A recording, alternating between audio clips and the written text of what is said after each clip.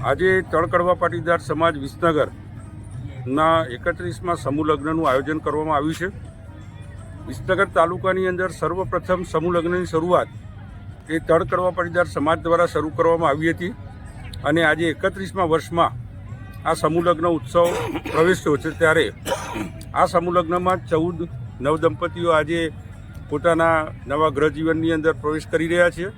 હું વિસનગર તળકડવા પાટીદાર સમાજ વતી, તમામ નાગરિકો વતી અને અમારા 14 યુગલોના માતા પિતાના વતી હું માતાજીને પ્રાર્થના કરું છું કે એમના લગ્ન જીવનમાં ખૂબ સુખ, શાંતિ, સમૃદ્ધિ અને આનંદમય જીવન આપે।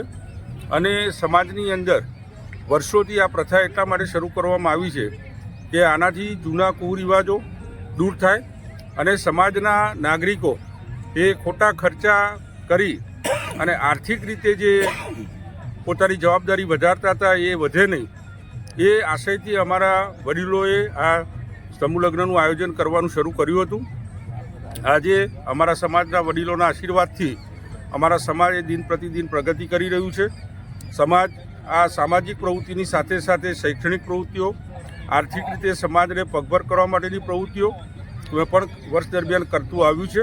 અને વિસનગર તળકડવા પાટીદાર સમાજ એ વિસનગરનો સ્થાયી સમાજ હોવાથી વિસનગરને એક નવી દિશા પણ આપે છે અને સાથે સાથે વિસનગરમાં વસતા અન્ય સમાજ અને બહારગામ સમાજના તમામ નાગરિકોને પણ પોતાના આ કાર્યક્રમની અંદર સંમેલિત કરી સમાજના દરેક આગેવાનોની હાજરીમાં દર વર્ષે સમૂહ લગ્નનું આયોજન થતું હોય છે।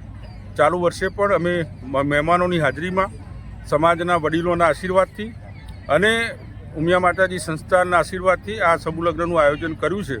હું આશા રાખું છું કે નવદંપતીઓના જીવનને ખૂબ સુખ, શાંતિ અને સમૃદ્ધિ પ્રાપ્ત થાય।